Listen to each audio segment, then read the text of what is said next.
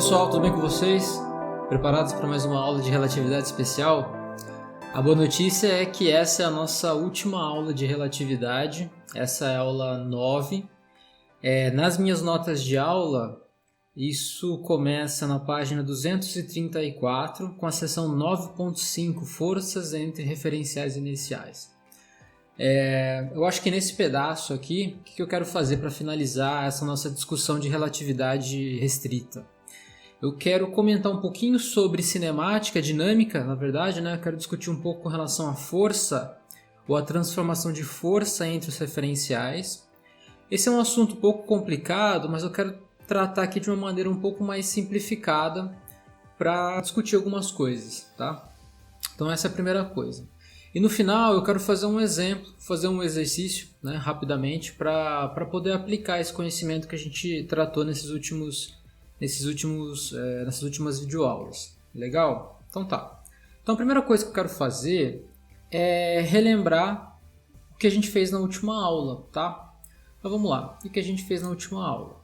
Olha, na nossa última aula, o que a gente fez foi descobrir como que é a transformação do campo eletromagnético, né, entre dois referenciais. Então vamos fazer aqui rapidamente um resuminho, né? Vamos fazer aqui um resumo da última aula, né, em que eu descobri como que eu vou, né, transformar o campo elétrico e o campo magnético de um referencial para o outro. Então eu tenho um referencial, que eu vou chamar aqui de referencial F, né? Esse referencial F tem coordenadas x, y e z, né? Dessa maneira que a gente vem tratando, né? É um sistema de coordenadas ortonormal, né? E eu tenho nesse sistema de coordenadas, em algum ponto aqui do espaço, um campo elétrico. E posso também ter um campo magnético. Vou botar um campo magnético aqui nesse ponto do espaço. Então, nesse ponto do espaço, eu tenho tanto um campo elétrico como um campo magnético. E esse campo elétrico e esse campo magnético, nesse referencial F, né, em que esse ponto não muda, vamos dizer assim, né, o campo elétrico ele depende da posição x, y e z. A mesma coisa com o campo magnético. O campo magnético também depende da posição x, y e z, certo?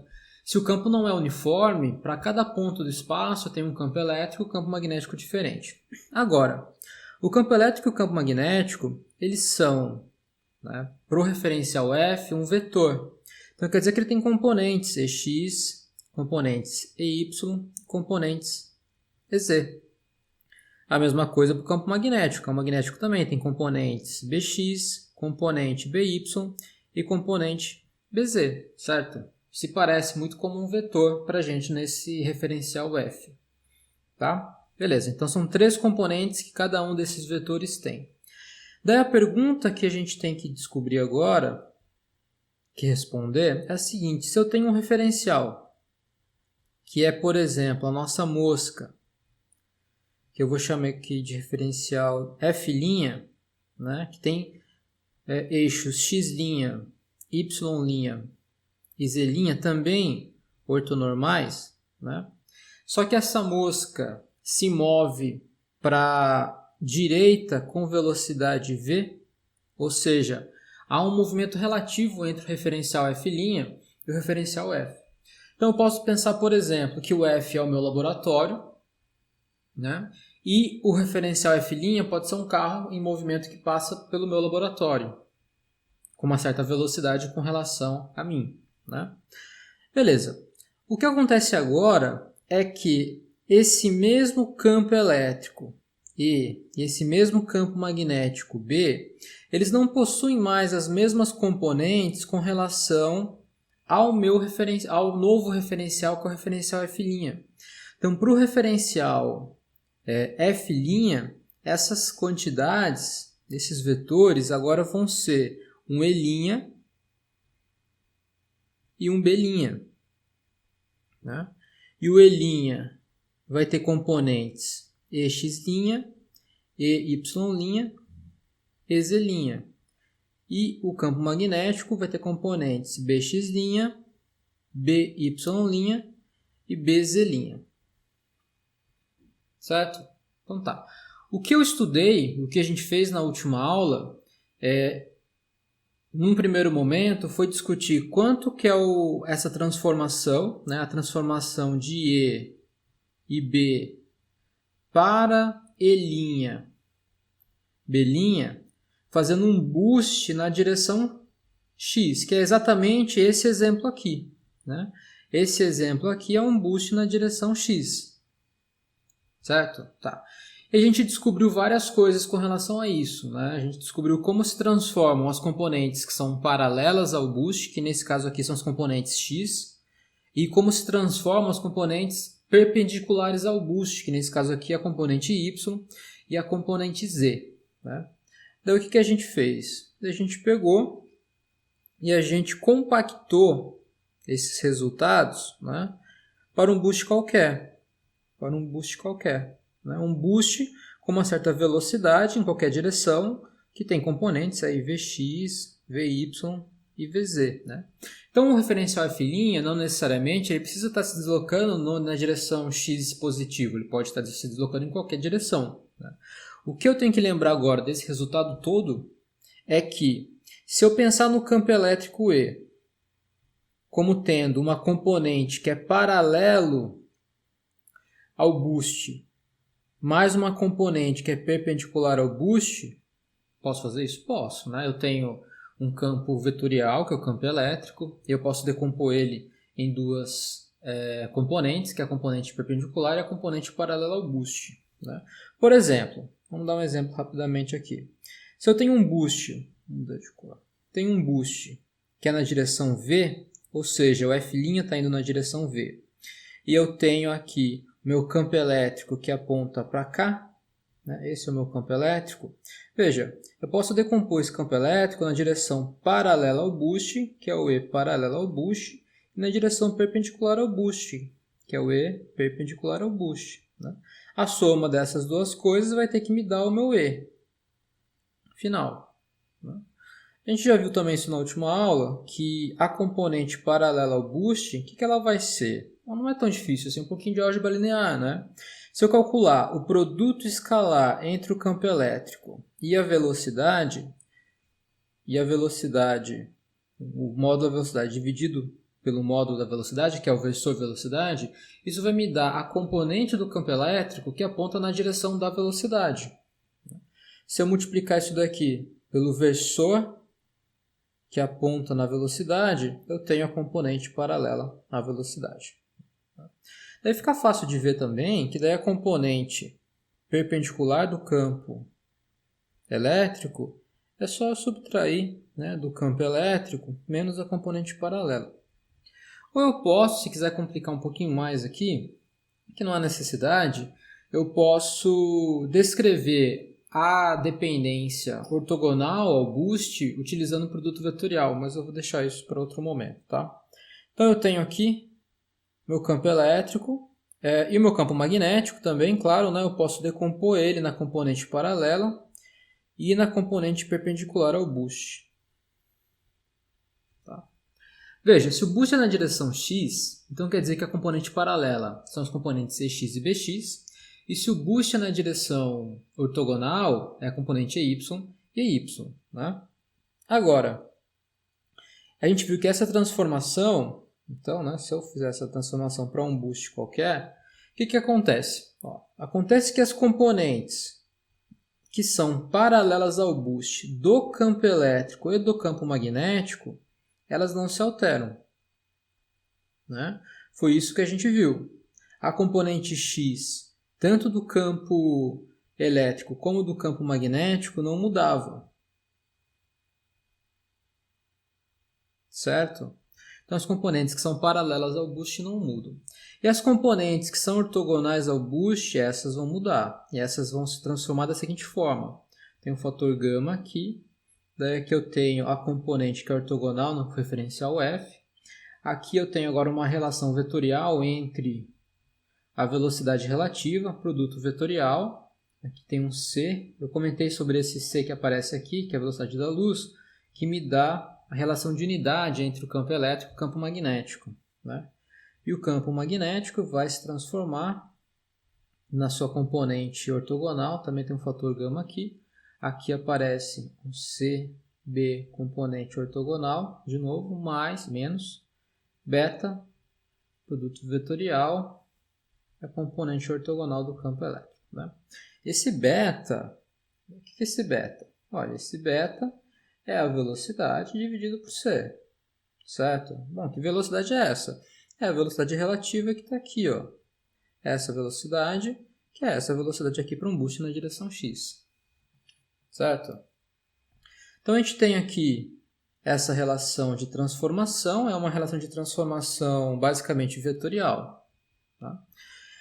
O que eu mostrei também no final da aula passada para vocês foi o seguinte, eu disse, olha, a gente pode definir agora, numa linguagem um pouquinho mais elaborada, né, o tensor do campo eletromagnético. O tensor do campo EB, né? Veja, esse tensor do campo eletromagnético, que é chamado tensor F mini, com índice em cima, né, na sua forma contravariante, ou o F mini na sua forma covariante, é um tensor de rank 2 que tem 16 elementos. Tá? Fica claro do que a gente viu até agora é que o campo elétrico e o campo magnético, eles não se transformam da mesma forma com que quadrivetores se transformam. Lembra que um vetor, pensa por exemplo no vetor posição. Um vetor posição, ele tem componentes x, y e z, certo? Um quadrivetor de posição, aqui eu vou botar aqui um quadrivetor, ele tem componentes ct, x, y e z, né? Isso é um vetor posição no espaço-tempo de Minkowski, que é um quadrivetor que tem 4 componentes. A gente sabe como esse cara se transforma do referencial f para o referencial f', né? Isso aqui vai virar um ct', x', y', z' no referencial f'. Eu tenho x'mi, que é esse cara todo nesse referencial, e eu tenho x'mi, que é esse cara todo no referencial linha. Como se transforma? Olha, ele se transforma da seguinte forma. X'mi vai ser igual a matriz de transformação de Lorentz num boost de Lorentz, mi, ni, x, i. Isso vai me dar a transformação de Lorentz para o quadrivetor. Só que claramente essa transformação ela não é a mesma para o campo eletromagnético, né? E não é porque o campo eletromagnético não é um quadrivetor, ou seja, não é uma entidade matemática que tem 4 componentes, tá? Na realidade, o quadrivetor é uma entidade matemática que tem 16 componentes. Então a gente pode definir aqui o quadrivetor, vamos fazer rapidamente o que a gente fez na aula passada, a definição do tensor do campo eletromagnético é dado por essa relação aqui, del mi a ni menos del ni a mi, né? Essa relação aqui, onde o del aqui são derivadas, né? Del mi é a derivada parcial com relação a x'mi, né?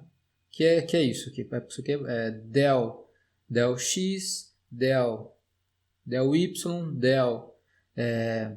del z, faltou tempo, del t, e tem um c aqui na frente. Então, isso é essa derivada aqui, tá? Essa derivada parcial em 4 dimensões.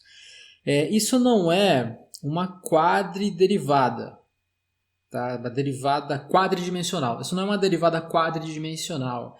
A definição de derivada quadridimensional não é essa, é diferente, tá? Então isso aqui é derivada parcial em 4 dimensões. A derivada quadridimensional ela aparece em relatividade geral, que não é o caso aqui agora, nesse momento, tá? E também não vai ser em teoria eletromagnética 2, por exemplo. Então, utilizando a derivada parcial em 4 dimensões é o suficiente. E a outra coisa que aparece ali é esse ani. O que é esse AMI aqui? Vou colocar com o índice em cima, que é na forma covariante. Esse AMI, ele vale φ sobre C, A1, A2, A3, né? Onde 1, 2 e 3 no espaço cartesiano é x, y e z. O φ é o potencial escalar, isso aqui é o potencial escalar. E esse cara aqui forma os três componentes do potencial vetor. Que potencial vetor é esse? Lembra? Olha, o rotacional do potencial vetor vai me dar o campo magnético.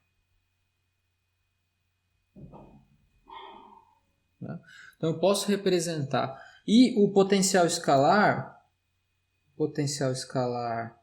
o gradiente do potencial escalar vai me dar o campo elétrico. Daí que tem que acrescentar um fator associado ao próprio campo do potencial vetor, mas isso aqui fica para outro momento, tá? Se você leva em consideração essas coisas aqui, você consegue reescrever as equações de Maxwell de outra forma, que é chamada forma covariante, como a gente viu na aula passada também. Só que aqui, né, fica fácil de ver, não agora, né, mas eu vou dar a resposta aqui já.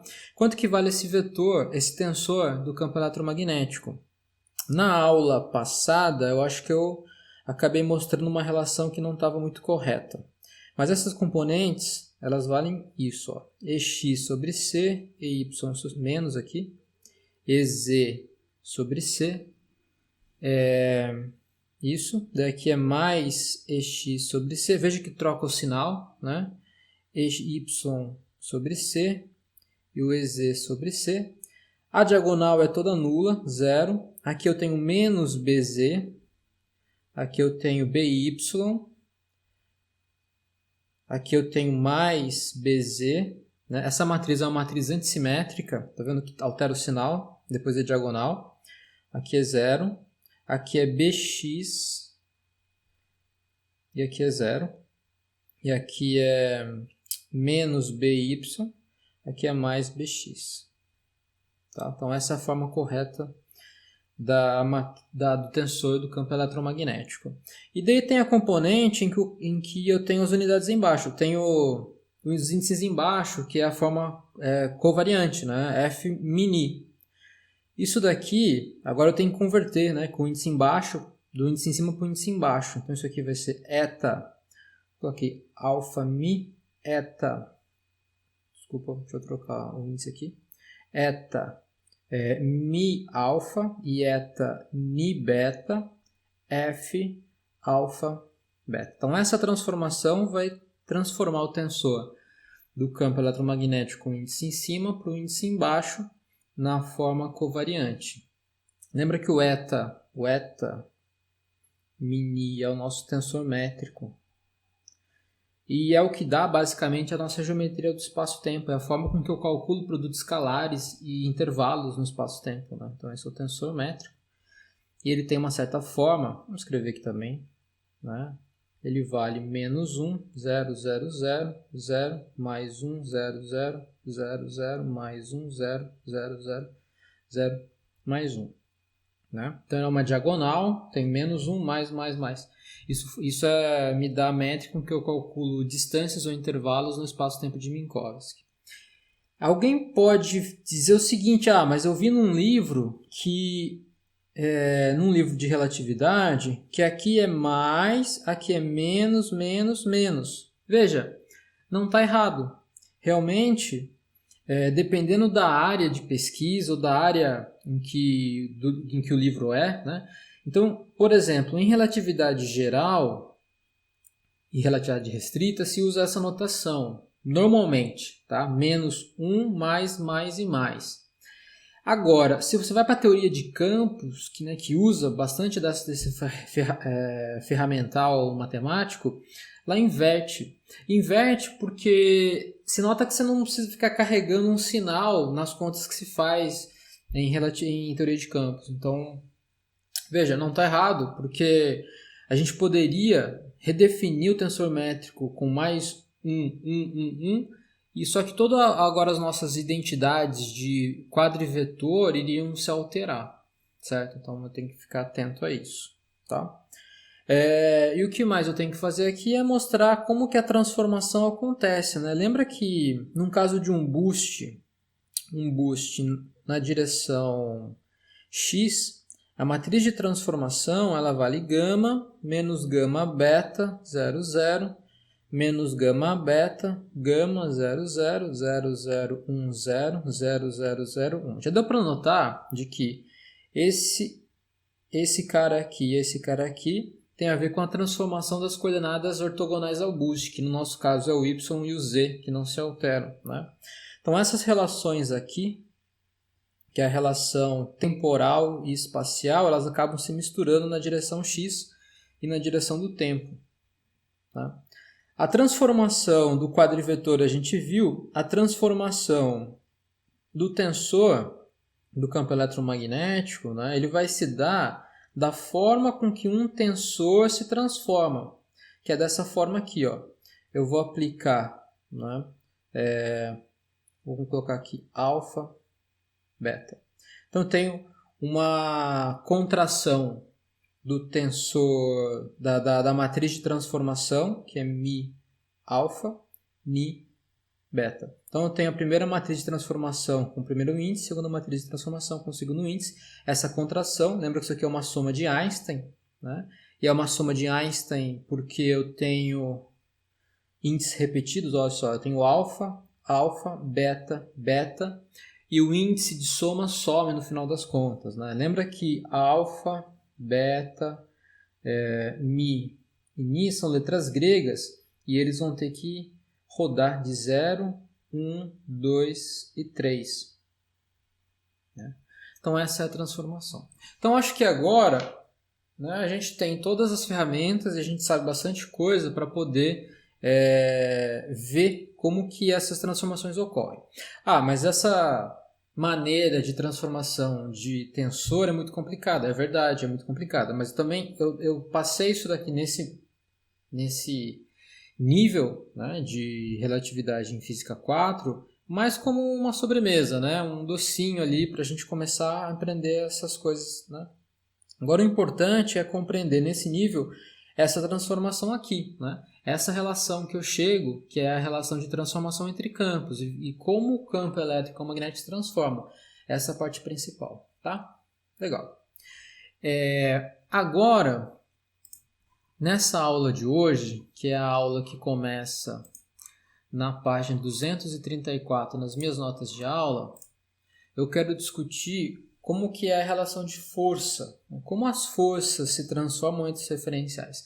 Essa é uma informação importante e é fácil da gente verificar algumas coisas interessantes, porque isso traz mais claridade quando eu discuto como que eu observo um certo fenômeno físico num referencial e o mesmo fenômeno físico observado de outro referencial.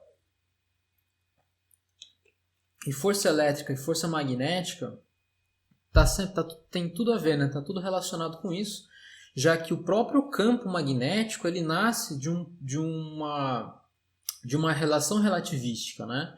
Se eu não tiver movimento relativo entre cargas elétricas, eu não tenho o nascimento ou aparecimento de campo magnético.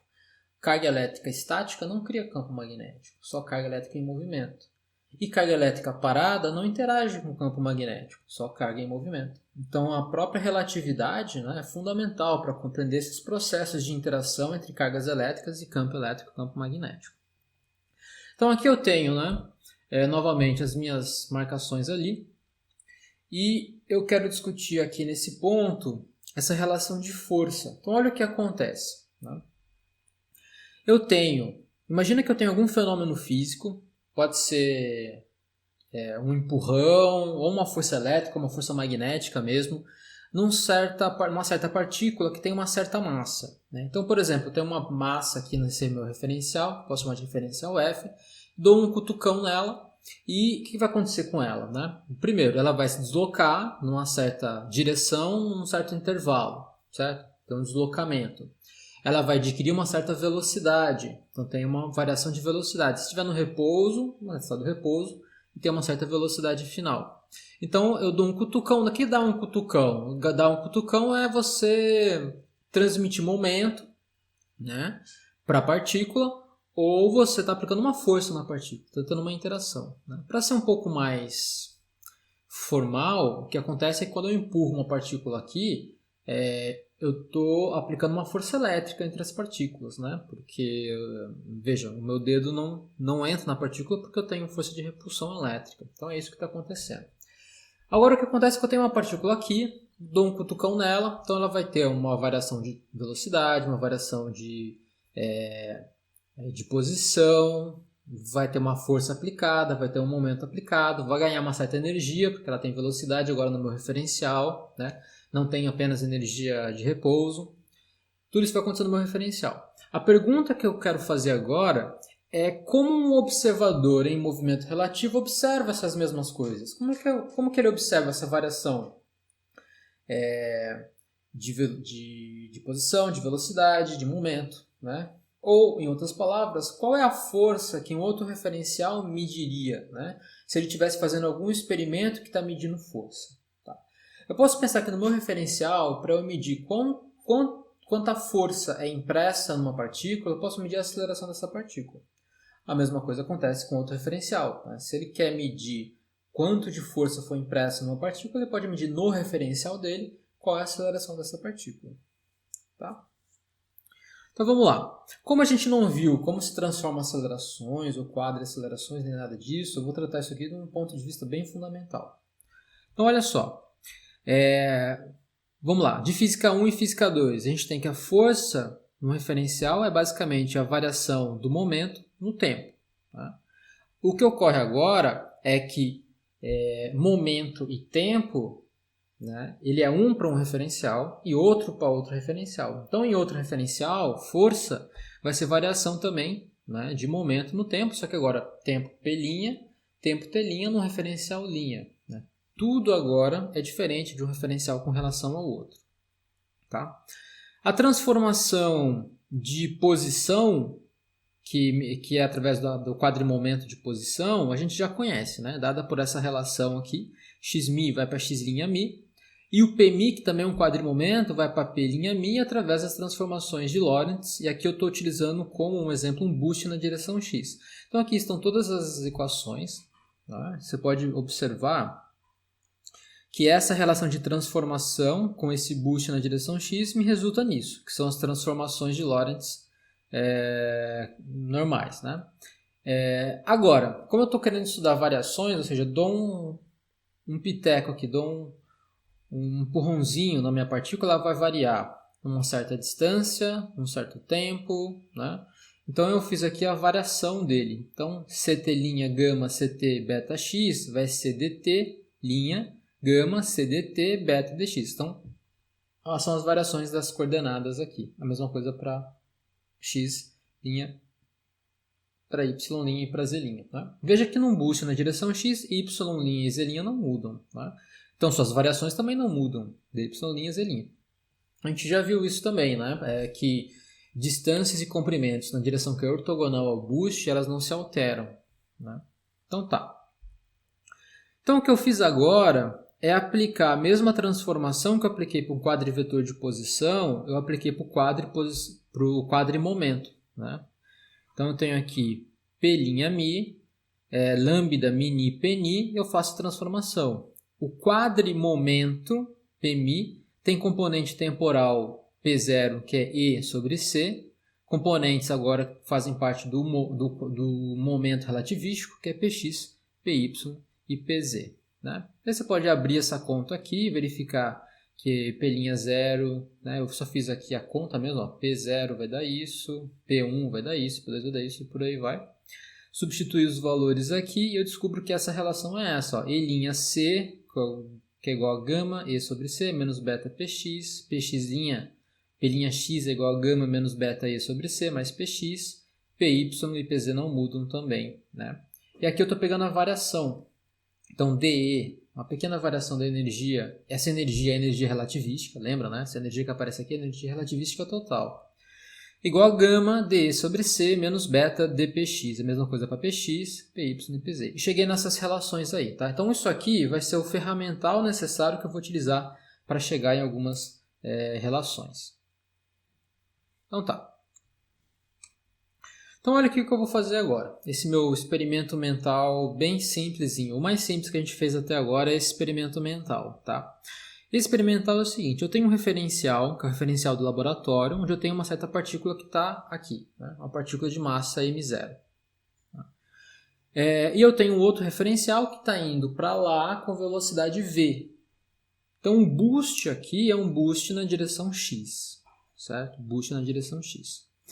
E eu tenho essa partícula, que sobre essa partícula está atuando alguma força. Essa força, ela parece uma força Fx por referencial x, mas ela parece ser uma outra força F'x por referencial F'. Né? Lembrem também, né, que isso é o primeiro postulado de Einstein, experimentos semelhantes observados por referenciais inerciais não podem ser distinguidos. Né?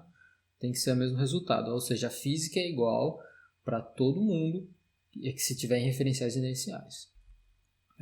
Então, meu referencial F' está indo na direção x para a direita com velocidade v. Esse é o referencial em movimento. Né? E aqui eu tenho sobre a massa m0 uma força Fx para o referencial F e o F'x para o referencial F'. Né? Não são duas forças diferentes, é uma força que é observada de uma certa maneira para um referencial e de outra maneira para outro referencial. Tá? Então olha o que eu tenho aqui.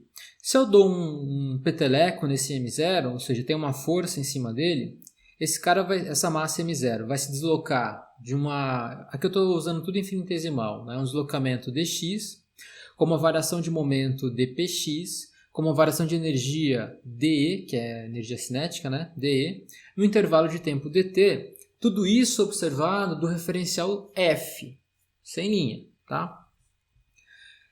Agora, no referencial linha, né, o que ele vai observar é um F' que vale dpx', dt'. Lembra que a força no meu referencial sem linha é dpx, dt. Né? Que eu até posso escrever, lembra? Segunda lei de Newton, dpx, fx é dpx dt, que é igual a m0 vezes a aceleração, que é a derivada segunda de dx dt. Tá aqui a aceleração. Eu só reescrevi aqui dpx como fx dt. Tá? Veja, daqui eu posso escrever que a minha aceleração na direção x é fx sobre m. Certo? Tudo tranquilo até agora. Utilizando uma variação infinitesimal. Né? dx, né? Quanto que vale dx? Que é o intervalo de variação de distância que viajou essa partícula durante esse peteleco. Vejam. Lembra de Física 1? É que eu tô tudo bem simples, né? Não estou querendo complicar nada aqui. Então, em Física 1, você viu que a variação de posição de uma partícula sob certa aceleração vale S, que é igual a S0, mais V0t, mais meio de AT quadrado, a aceleração t quadrado. Se eu estou levando em conta, né, que a posição inicial é zero, que a velocidade inicial é zero, só sobra o meio de AT quadrado. Então, meio, tá aqui, ó, meio de aceleração Fx sobre m0, t no intervalo de tempo ao quadrado. Tá? E a variação da velocidade, quanto que era a velocidade? Lembra, a velocidade era v igual a v0 mais at. Se v0 é zero, a variação de velocidade é at, ou seja, a aceleração vezes o tempo. Né? Então, daqui, deixa eu ir para a próxima, aqui, para a próxima, antes de voltar ali. A variação de energia que eu tenho é a variação de energia cinética. Quanto que varia a energia cinética desse processo? Olha, energia cinética é meio de mv quadrado. Né? Então, a variação de energia é meio de m, a velocidade que ele adquire, que é o dv, ao quadrado. Né? Tá aqui. Só que dv eu já encontrei lá atrás quanto vale, posso substituir e eu vejo que dE vale fx dt quadrado sobre 2m. Beleza, agora deixa eu voltar aqui. Tá? Olha o que eu tenho aqui. A força no referencial linha vale fx', f'x, que é igual a dp'x dt'. Tá? Eu sei como dpx' se transforma e como dt' se transforma. Logo do slide anterior. Né? Eu fiz a conta aqui. Ó. Aqui tem uma linha. DE', dp'x, como ele se transforma. Né? Então agora eu posso vir aqui e reescrever dpx' e dt', que eu escrevi aqui, gama com gama corta, aqui eu substituí o DE que eu encontrei lá atrás, né? Substituí o DE, substituí o dpx, aqui embaixo substituí o dx, sobra dt, tá? Daí aqui a conta de multiplicar, dividir e colocar em evidência, f'x, coloco em evidência o fx dt, vai dar isso aqui em evidência, embaixo coloco o dt em evidência, vai dar isso aqui em evidência, e daí eu vou, de novo, o matemático não gosta disso, né? Não, dt. Eu vou cortar dt aqui, tá? Matematicamente é uma derivada total de t com relação ao t, que dá 1, né? Isso vai dar fx. Então olha o que aconteceu. Se a força está na direção do boost, e essa força pode ter qualquer natureza, pode ser força elétrica, força magnética, pode ser força nuclear forte, pode ser força gravitacional, tá? Se ela está apontando na direção do boost, ela vai ser observada com o mesmo valor para os dois referenciais, tá? Então ele não muda. Bom, legal. Daí a próxima pergunta é, beleza, mas se a força agora ela estiver na direção ortogonal, né? Se ela for perpendicular ao boost, e essa é a conta que eu faço aqui agora. Eu tenho agora uma massa, exatamente o mesmo problema, né? Eu tenho o referencial F, o referencial F', e eu tenho uma massa ali que eu dou um peteleco agora, só que para cima, na direção FY. Então eu meço FY para o referencial F e meço FY' para o referencial linha. Né? Tá aqui. Esses são os valores que eu vou medir para os dois referenciais. Eu vou fazer a mesma coisa, quero descobrir quanto que é que um referencial mede com relação ao outro. Né? Só que agora você vai perceber que essa conta é bem mais simples. Por quê? dpy vale fy dt. Né? Dpy não muda, então dpy é o próprio dpy. O dt' eu sei como muda. Né? Dt' muda dessa forma aqui, ó. C dt', gama c dt, b dx. Só que não tem dx porque não tem variação na direção x. A gente já analisou esse caso que eu tenho variação na direção x no caso passado. Então aqui é zero, fica gama. Né? Coloco aqui gama dt, olha o que acontece. F'y é igual a fy sobre gama. Ou seja, existe uma relação agora das componentes das forças na direção ortogonal ao boost, em que a componente da força, medida no referencial em movimento, ele vai medir uma quantidade menor de força comparada àquela força no referencial instantâneo em que a partícula estava parada. Tá? Então essa é a relação aqui que eu chego desse caso. Né? F' paralelo é igual a F paralelo e F ortogonal é igual ao F ortogonal dividido por gama. Né? Então, qual que é a lição que eu tiro disso? A lição que eu tiro é que a componente da força que eu meço no referencial em movimento, ela é diminuída por um fator gama, que é o fator de Lorentz, né? com relação ao referencial em que a partícula está instantaneamente em repouso. Tá? Beleza. Tá. Então a gente chegou aqui num ponto em que a gente observou como que se dá essa transformação de forças entre referenciais. Legal? Então tá. Daí agora eu quero fazer um exemplo com vocês para a gente poder aplicar esse conhecimento. Então eu tenho aqui um exemplo. E esse exemplo é basicamente o seguinte, eu tenho um fio, certo? Tenho um fio, esse fio é um fio unidimensional, carregado com uma certa quantidade de carga elétrica positiva nesse exemplo específico. Tá? Então eu tenho um fio unidimensional, coloco carga elétrica nele. Essa carga elétrica vai se distribuir por esse fio de maneira unidimensional, de forma que eu tenho uma densidade linear de carga, coulomb por metro nesse fio. Tudo bem? A uma distância d desse fio, eu vou colocar uma outra carga elétrica Q numa distância d. Veja, daí a pergunta que eu faço é o seguinte, olha, no referencial em que essas coisas estão em repouso, tá? Eu vou medir uma força elétrica e veja que essa força elétrica ela é medida instantaneamente quando eu boto a carga aqui, né, numa distância d do fio, o fio está passando, a carga está aqui.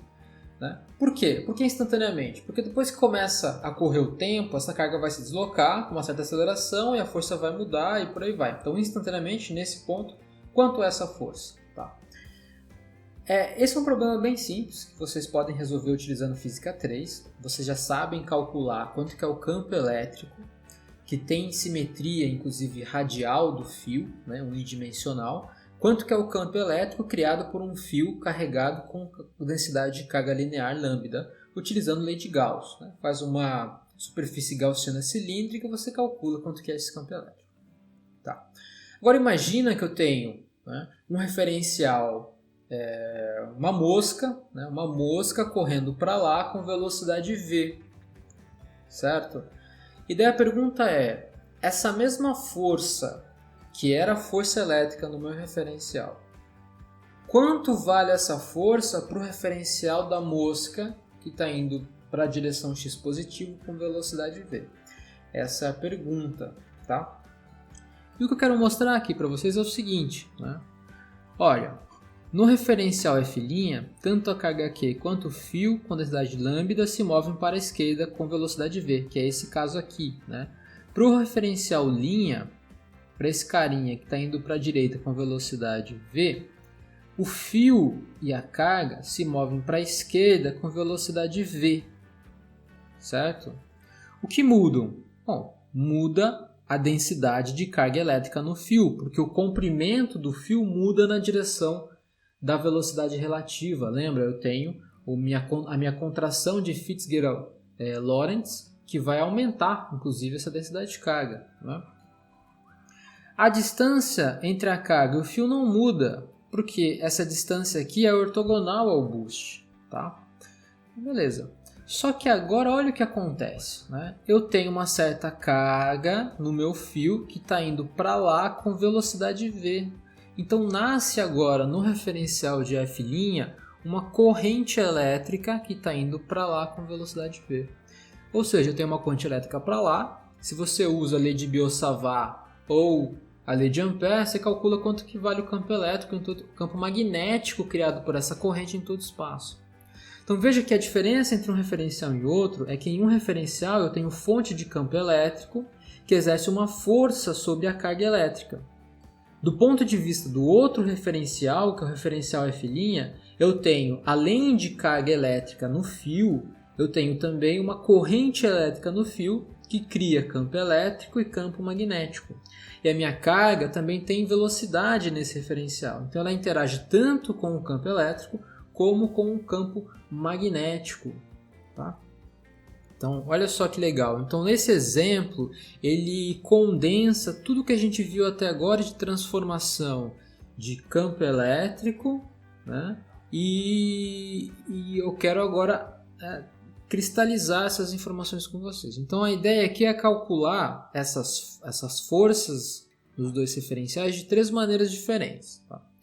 A primeira maneira é calcular pela transformação relativística da força entre os referenciais, que foi o que a gente viu até agora. Né? A gente viu como se transformam as forças entre os referenciais. A componente paralela não muda, a componente perpendicular muda, diminui por um fator gama, medido por aquele cara que está em movimento relativo. Né? Comparado com a força medida no referencial instantâneo de repouso da partícula. Tá? E a segunda maneira é calculando diretamente o campo elétrico e magnético pela transformação das fontes. Qual que é a fonte de campo elétrico? Densidade de carga. Qual que é a fonte de campo magnético? Corrente elétrica ou densidade de corrente elétrica. Né?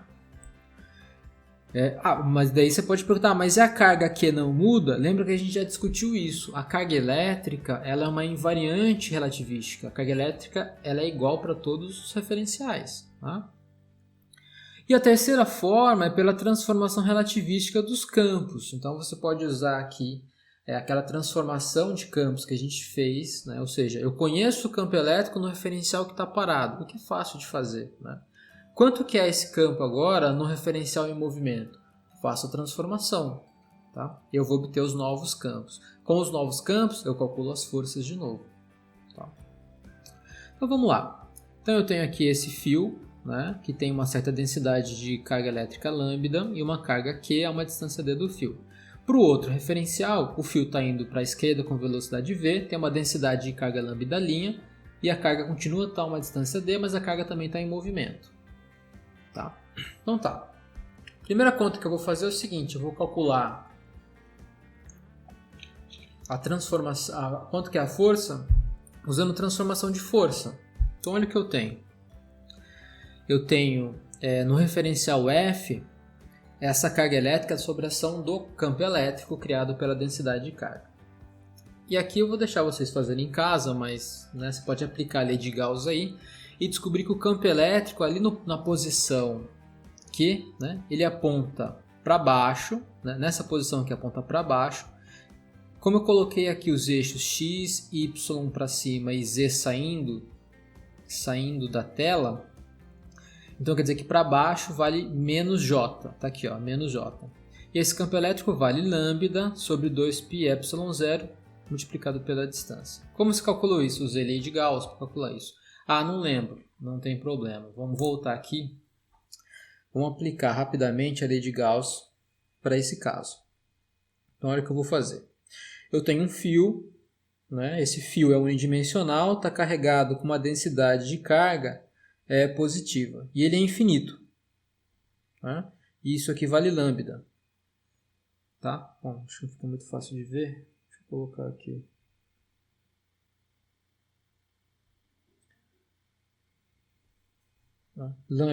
Lambda aqui, isso. Tá. Beleza.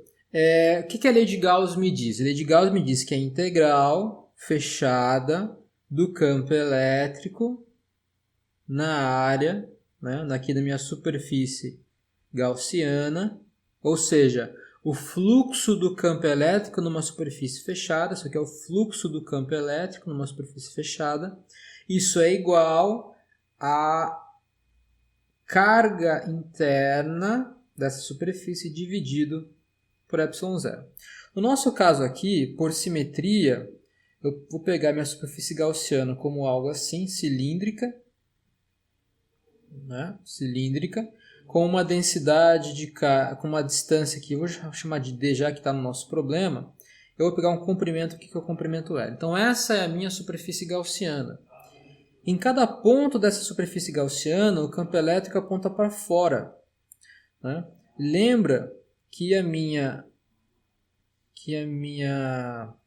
meu diferencial de área, meu elemento de área dA, também aponta para fora. Então, tanto o campo elétrico, pela própria simetria do problema, como o meu elemento de área apontam na mesma direção. Se eles são paralelos, eu posso tirar para toda essa área em volta, pelo menos, né, tirar o produto escalar. Então, vai dar EDA para essa área em volta do cilindro. Para a área aqui do cilindro, aqui já vai acontecer um negócio diferente, né? Porque o meu elemento de área está apontando para cá. Mas o campo elétrico aponta para cá. Ou seja, fazem sempre 90 graus. Então, para essas duas superfícies, essa aqui e lá de trás, esse produto escalar entre A e dA, isso aqui vai dar zero.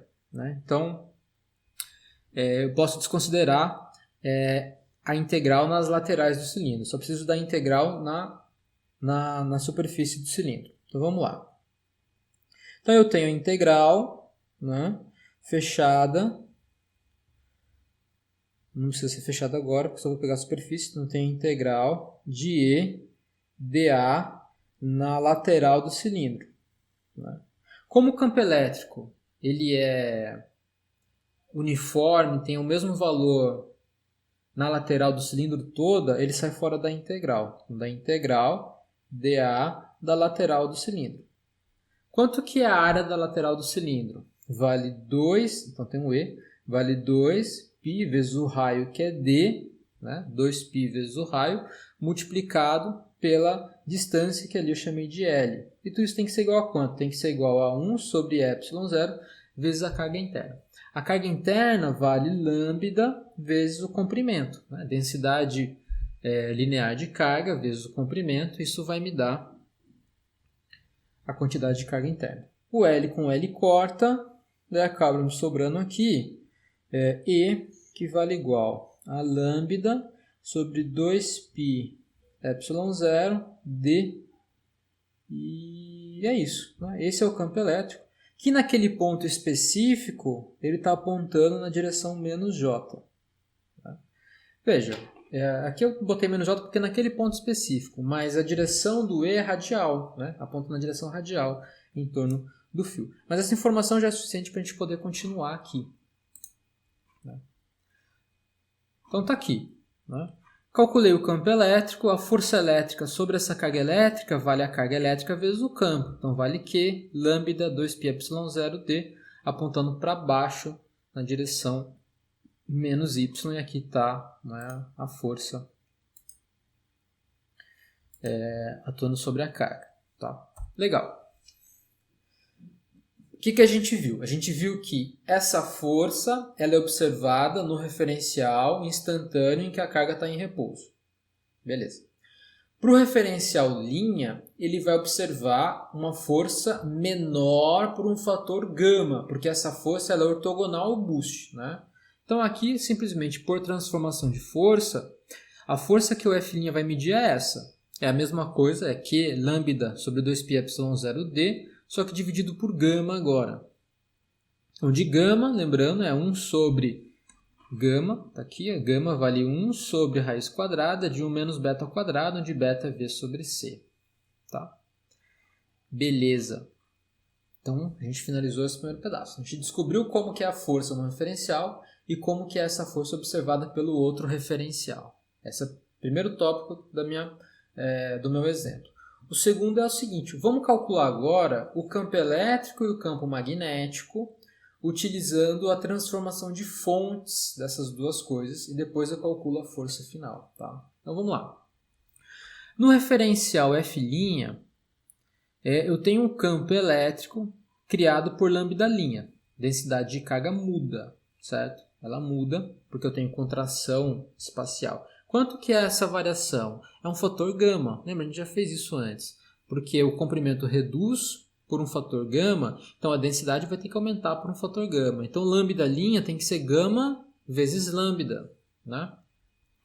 Só que agora eu tenho também uma corrente elétrica que está indo para a esquerda, e essa corrente elétrica ela vale lambda' vezes V. Verifica em casa para você ver. Lambda é Coulomb por metro.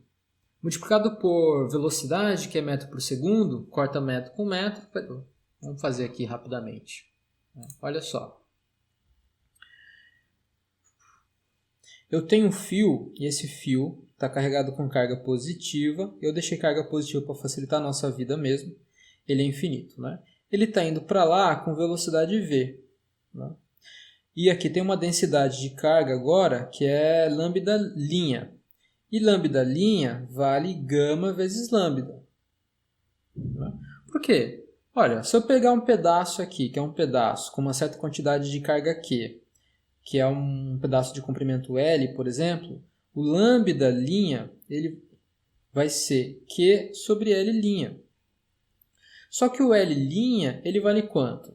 Ele vale o L sobre gama. Então, se eu trocar ali, eu tenho que L' vale Q gama sobre L. Isso daqui é o lambda. Isso aqui vai dar gama vezes lambda. Opa. Gama vezes lambda. Tá? Então essa é a transformação da densidade de carga. A gente já viu isso antes, tá? Só estou relembrando aqui. Só que se eu pegar lambda' vezes a velocidade, vamos ver a unidade disso. A unidade disso é Coulomb por metro, metro por segundo. Olha o que eu tenho, Coulomb por segundo, que é a unidade de ampere. Né? Então, isso daqui e a corrente é a própria lambda' vezes a velocidade, ou gama lambda V. Essa é a corrente elétrica que aparece agora no referencial F'. Se aparece uma corrente elétrica é fonte de campo magnético. Então, eu posso calcular campo magnético. Né? Então, nesse caso aqui, voltando, né, eu tenho no referencial F', tem fonte de campo elétrico e fonte de campo magnético. Pela lei de Gauss, eu posso calcular o campo elétrico ali, né? Menos lambda' 2πε0d, mesma conta, né? Só que agora a densidade linear de carga é lambda', que acabei de mostrar para vocês, vale gama vezes lambda. Então olha que interessante, o campo elétrico ele aumentou por um fator gama, o que já era esperado. Lembra que lá quando eu comecei 3 aulas atrás a explicar como o campo elétrico variava, a componente perpendicular do campo elétrico aumentava por um fator gama mesmo. Olha que interessante, né? Beleza, só que agora eu tenho, além da fonte de campo elétrico, eu tenho uma fonte de campo magnético dada pela corrente elétrica, né? E pela lei de Ampère, vamos voltar aqui, lei de Ampère. Eu vou aproveitar que a gente está aqui e rever isso também, né? Então, a lei de Ampère diz o seguinte, né?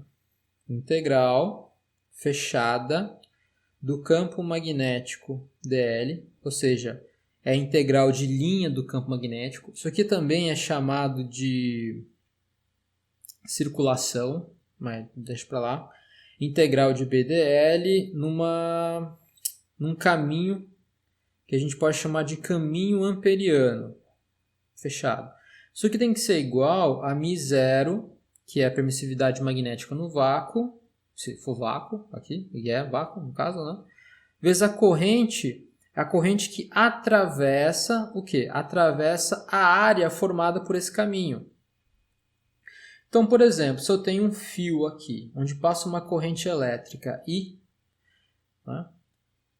Você pode usar a regra da mão direita e ver que o campo magnético que esse cara vai criar, deixa eu olhar de frente. Se eu olhar de frente, eu tenho aqui corrente elétrica saindo, eu tenho campo magnético agora sendo criado, né? Aqui uma distância, não sei, D, sendo criado dessa forma em torno do fio. Esse é o campo magnético, né? Ele faz um negócio assim. Essa é a linha de campo. Bom, bem mais simétrico do que eu acabei de desenhar aqui, claro, né? Então, assim, esse é o campo magnético criado por esse fio, né? Esse campo magnético ele tem o mesmo valor a mesma distância do fio, e eu posso calcular ele utilizando a lei de Ampère, porque eu tenho uma simetria suficiente para calcular isso. Então você pode usar isso para calcular, que foi o que eu calculei aí no nosso caso, né? Como o campo magnético ele sempre aponta na direção do elemento de linha, utilizando a regra da mão direita, eu posso tirar o produto escalar, isso aqui vai dar BDL. Então a minha integral fechada de BDL no meu caminho amperiano ali é a integral fechada de BDL mesmo, né? Como B é constante, posso tirar ele fora da integral, né? Como agora eu perdi a informação vetorial do DL, o que é bom, a integral num círculo de raio D aí vale quanto? Vale 2π vezes D, né? O comprimento do fio. Então isso vai dar B, do caminho. Então vai dar B 2π vezes D, tá? Isso tem que ser igual, então B 2πd, isso tem que ser igual a μ0 vezes a corrente.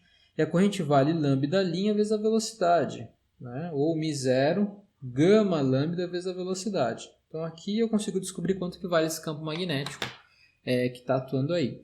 Só tem que notar que o campo magnético é aqui em cima, então. Agora voltando para esse desenho, né? O campo magnético está fazendo isso em torno do fio.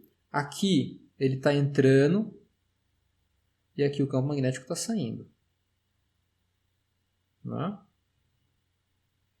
E aqui numa distância D é onde está a minha carga Q, que está indo para lá com velocidade V. Certo? Tá? Então vamos lá. Então nosso problema aqui, eu consigo calcular quanto que é o campo magnético criado por essa corrente elétrica, vai valer μ0 gama lambda V sobre 2πd, e naquele ponto onde a carga está nesse referencial, está apontando para fora, né, para fora da tela ou para fora do papel, que é na direção mais K, que é a direção de Z. Então a força no referencial linha ela é devida a duas contribuições, ela é devida à força elétrica e devida à força magnética. Então pela própria soma das duas forças, que é a força de Lorentz, né? Agora eu consigo calcular quanto que é essa composição de força elétrica e força magnética.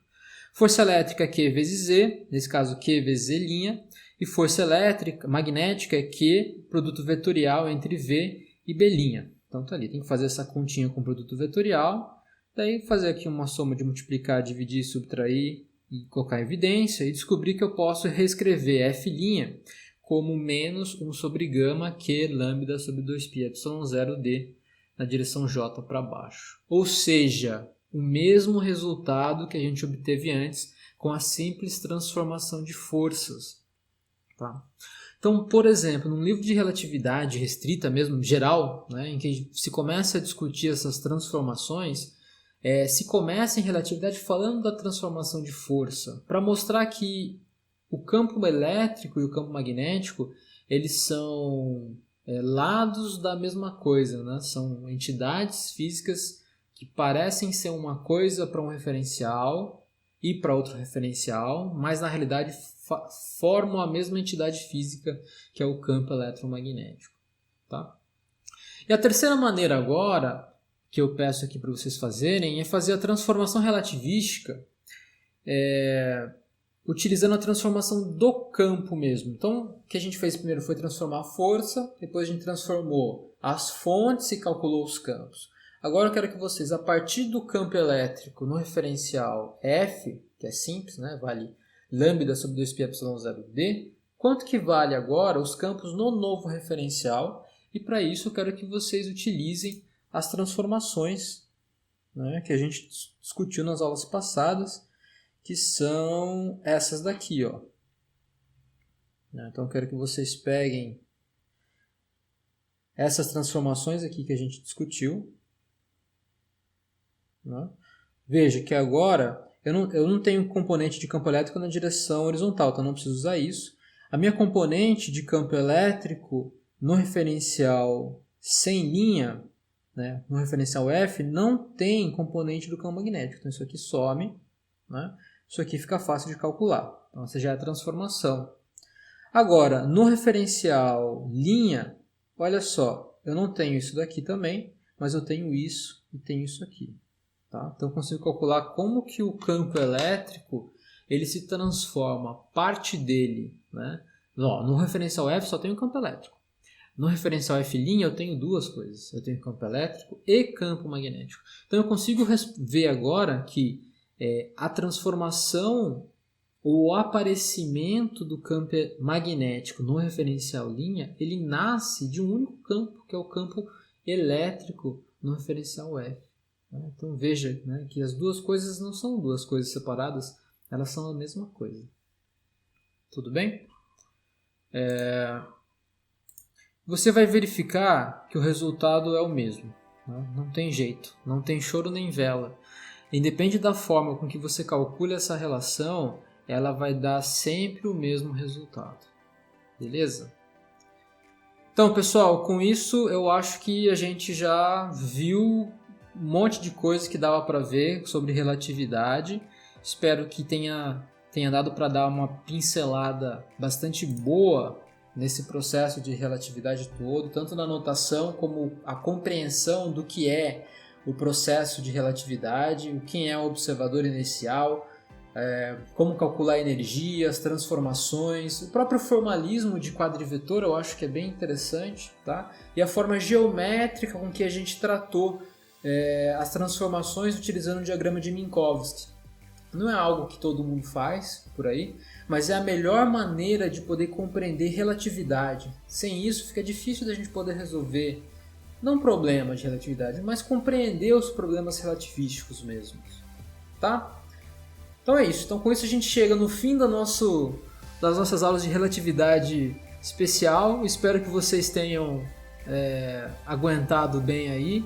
E para quem tiver aí alguma dica, alguma ideia, tá? Alguma sugestão de como dá para melhorar essas aulas aqui, me avisem. Se vocês gostaram das aulas, me avisem também, porque eu devo continuar fazendo. Caso contrário, não sei se isso vale a pena tanto trabalho, tá bom? Beleza, pessoal? Então é assim e até uma próxima. Tchau!